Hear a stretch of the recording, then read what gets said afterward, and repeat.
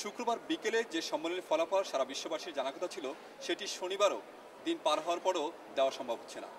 কারণ শুক্রবার যে সম্মেলনটি শেষ হওয়ার কথা ছিল সেই সম্মেলনটি আজকে অনির্ধারিতভাবে দুপুর এখানকার স্থানীয় সময় দুপুর 12:30টায় আবার শুরু হচ্ছে এবং সেই বৈঠক কখন শেষ হবে সেটি মন্ত্রী পর্যায়ের কেউ বলতে পারছেন না।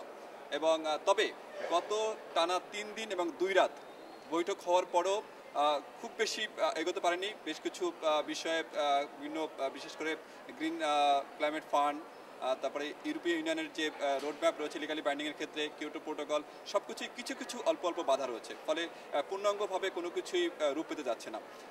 তবে আমাদের কাছে কয়েকটি সূত্র যেটি জানিয়েছে সেটি হচ্ছে যে ইউরোপীয় ইউনিয়নের যে রোডম্যাপ রয়েছে লিগালি বাইন্ডিংয়ের ক্ষেত্রে সেই 2015 সাল থেকে শুরু হওয়ার কথা যে রোডম্যাপের সেই রোডম্যাপের ব্যাপারে বেশ কিছু অগ্রগতি হয়েছে।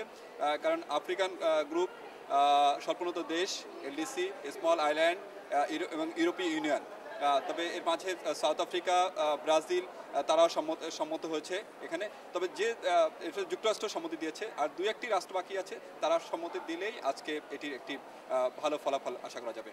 তবে গ্রিন ক্লাইমেট ফান্ডের শুধু বাকি রয়েছে সেটি হচ্ছে যে এই অর্থের উৎসটি কোথায় হবে এবং ব্যবস্থাপনাটি কার হাতে থাকবে, এই দুটি বিষয় চূড়ান্ত হয়ে গেলেই হয়ে যাবে। কিয়োটো প্রোটোকলের ব্যাপারেও অগ্রগতি হয়েছে। শুধু এটি 2012 থেকে 2017 সাল পর্যন্ত দ্বিতীয় মেয়াদে এটি মোটামুটিভাবে এটি দ্বিতীয় মেয়াদে বাড়ানো হচ্ছে। জাপান এবং কানাডা যারা এখান থেকে বেরিয়ে যাওয়ার কথা ছিল তারাও শেষ পর্যন্ত ইউরোপীয় ইউনিয়ন এবং অন্যান্য দেশের চাপে এবং সমঝোতার মাধ্যমে তাতে থাকতে মোটামুটি রাজি হয়েছে বলে আমাদেরকে সূত্রগুলো জানিয়েছে।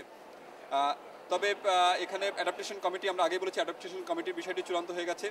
তবে কোনো কিছুরই এখন পর্যন্ত চূড়ান্ত ফলাফল কিন্তু আমাদের হাতে আসেনি কাগজপত্র আকারে, যেটি ইউএনএফসিসির হাত দিয়ে সাংবাদিক হোক সকল মহলে জানার কথাই, সেই কাগজটি কিন্তু এখন আমাদের হাতে আসেনি। ফলে কোনো কিছুই হয়েছে আবার কিছুই হয়নি, কোনোটি আসলে একদম পরিষ্কারভাবে এই মুহূর্তে কাউকে জানানো সম্ভব হচ্ছে না।